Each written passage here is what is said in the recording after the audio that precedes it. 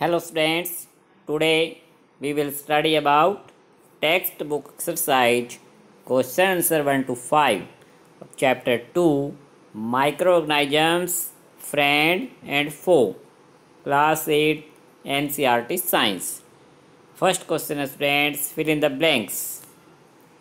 Number A, microorganisms can be seen कि microorganisms को हम कैन बी सीन देख सकते हैं with the help of dash कि किसकी हेल्प से हम माइक्रोऑर्गेनिजम्स को देख सकते हैं स्टूडेंट्स, माइक्रोस्कोप. तो डैश में आ जाएगा माइक्रोस्कोप कि माइक्रोस्कोप एक डिवाइस है जिसकी हेल्प से हम माइक्रोऑर्गेनिजम्स यानी वेरी स्मॉल ऑर्गेनिजम्स को देख सकते हैं. नेक्स्ट है blue green algae fix dash directly from air to enhance fertility of a soil कि ब्लू ग्रीन algae हमारे एयर में से एटमॉस्फेयर की जो एयर है उसमें से डायरेक्टली फिक्स कर देते हैं और सोइल की जो फर्टिलिटी है उसको एनहेंस यानी इंक्रीज कर देते हैं. तो ब्लू ग्रीन algae एयर में से स्टूडेंट्स नाइट्रोजन को डायरेक्ट फिक्स करने का काम करते हैं जिससे सोइल की फर्टिलिटी इंक्रीज हो जाती है. Next alcohol is produce with the help of dash कि एल्कोहल का प्रोडक्शन स्टूडेंट्स किसकी हेल्प से होता है, ईस्ट की हेल्प से एल्कोहल का प्रोडक्शन किया जाता है. नेक्स्ट है cholera is caused by dash कि कोलरा नाम की जो डिसीज है स्टूडेंट्स वो बैक्टीरिया की वजह से होती है. Second question, tick the correct answer. East is used in the production of कि ईस्ट का यूज इनमें से किसके प्रोडक्शन के लिए होता है. So students alcohol, second option हमारा ठीक है कि एल्कोहल के प्रोडक्शन के लिए ईस्ट का यूज किया जाता है. Next the following is an antibiotic. Antibiotic students medicines होती हैं तो इनमें से किसका नाम एक एंटीबायोटिक है. सेकंड ऑप्शन राइट है स्टूडेंट्स स्ट्रेप्टोमाइसिन कि जो एंटीबायोटिक टैबलेट्स होती हैं उनके नाम के पीछे आप सभी में देखेंगे सीन वर्ड जरूर मिलेगा, स्ट्रेप्टोमाइसिन इस तरह से. नेक्स्ट है carrier of malaria causing protozoa कि मलेरिया को फैलाने वाला कैरियर कि मलेरिया कोजिंग जो प्रोटोजोआ एक वायरस है, प्रोटोजोआ वायरस को फैलाने वाला जो कि मलेरिया का कारण है उसका कैरियर इनमें से कौन है, कौन उसे one place to another place पर लेकर जाता है.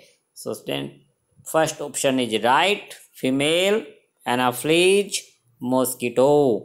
फीमेल एनाफ्लीज मॉस्किटो उस प्रोटोजोआ को वन पर्सन से अनदर पर्सन में ट्रांसफ़र कर देता है जो कि मलेरिया का रीज़न है. Next students the most common carrier of communicable disease. Communicable disease जो one person to another person में फैलती हैं उनका कॉमन कैरियर कि जो प्राय हम अपने घरों में आसपास देख सकते हैं जिसे कि वो है हाउस फ्लाई कि घर में पाई जाने वाली जो मक्खी है वो मोस्ट कॉमन कैरियर है क्योंकि वो हर जगह पर देखने को मिलती है कि वो गंदे स्थानों पर बैठती है और फिर आकर हमारे फूड पर बैठ जाती है तो वो उन डिसीज को फैलाती है जो कम्युनिकेबल डिसीज कहलाती हैं. नेक्स्ट है द ब्रेड और इडली डफ rises because of this, because of which किससे की हेल्प से ब्रेड और इडली डफ राइज अप होते हैं कि ब्रेड और इडली के लिए जो डफ तैयार किया जाता है वो राइज अप हो जाता है ग्रोथ ऑफ ईस्ट सेल के कारण कि उसमें ईस्ट पाउडर डाला जाता है डफ में ताकि वो कुछ टाइम के बाद अपने आप फूल जाता है, राइज अप हो जाता है। इसी वजह से ब्रेड और इडली हमारे फूले फूले बनते हैं।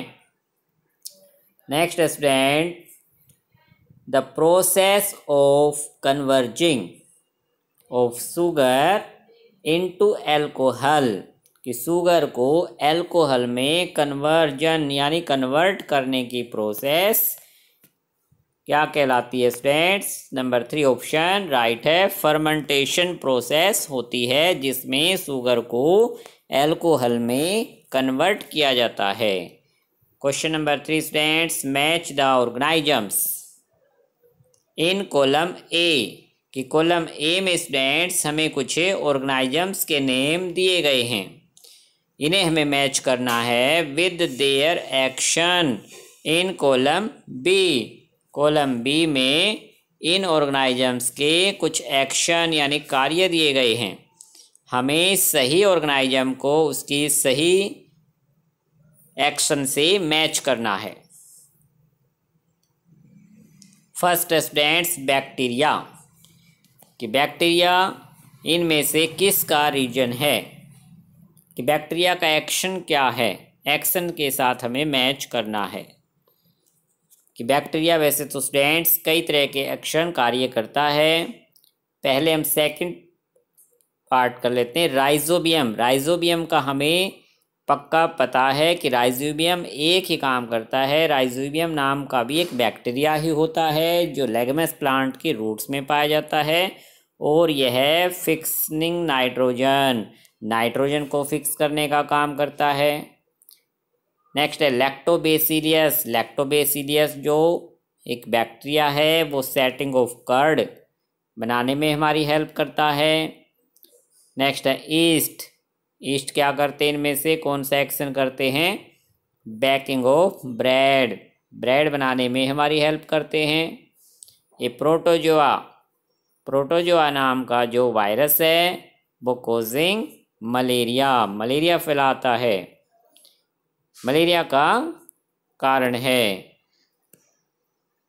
ये वायरस। इनमें से वायरस कौन सा है, वायरस किसका रीजन है, कोजिंग कोलरा या फिर कोजिंग एड्स या फिर production of antibodies, producing antibodies. और ऊपर एक फर्स्ट बचा हुआ हमारा बैक्टीरिया।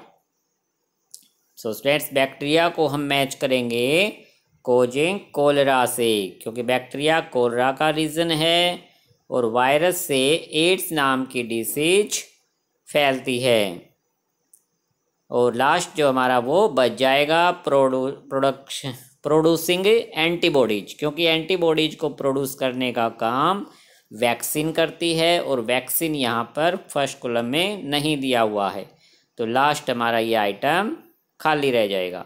सो स्टूडेंट्स, मैचिंग का आंसर आप इस तरह से लाइनें लगाकर या इसे और अच्छी तरह से लिखने के लिए सही ऑर्गेनिजम्स के सामने उसका एक्शन लिख सकते हैं इस तरह से कि बैक्टीरिया कोजिंग कोलरा। फिर हमें लाइनें लगाने की आवश्यकता नहीं है, हम जो ऑर्गेनिजम्स हैं उनके सामने उनका एक्शन, राइट एक्शन जो है उनका वो लिख देंगे कि Rhizobium fixing nitrogen, Lactobacillus setting of curd, yeast baking of bread, a protozoa causing malaria, a virus causing ads.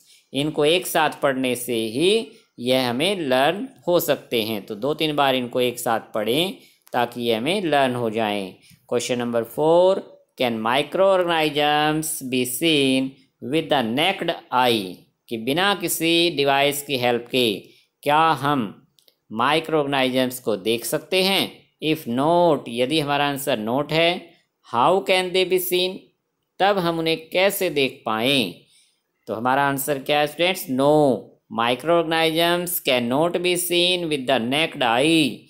हम अपनी नंगी आँखों से माइक्रो ऑर्गेनिजम्स को नहीं देख सकते, because they are very small sized, कि इनका साइज बहुत ही वेरी स्मॉल है। Some of these such as fungus that grows on bread can be seen with a magnifying glass, कि जो फंगस है जो ब्रेड पर ग्रो कर जाते हैं उन्हें हम मैग्नीफाइंग ग्लास की हेल्प से देख सकते हैं। लेकिन स्टूडेंट्स कुछ माइक्रो ऑर्गेनिजम्स इनसे भी बहुत स्मॉल होते हैं, उनके लिए हमें एक दूसरा डिवाइस की आवश्यकता पड़ती है कि other micro organisms can be seen with the help of a device called microscope, कि माइक्रोस्कोप की हेल्प से स्मॉल ऑर्गेनिजम्स को भी देखा जा सकता है।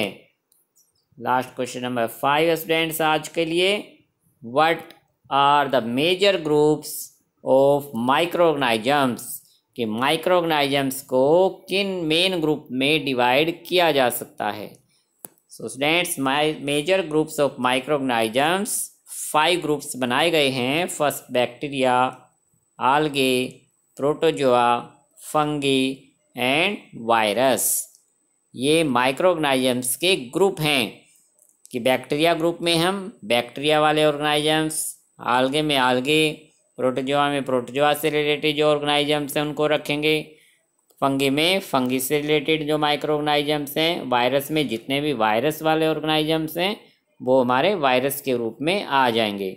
वायरस शैतान माइक्रो ऑर्गेनिजम्स होते हैं जो हमारे फो होते हैं, हमारे लिए नुकसानदायक हैं।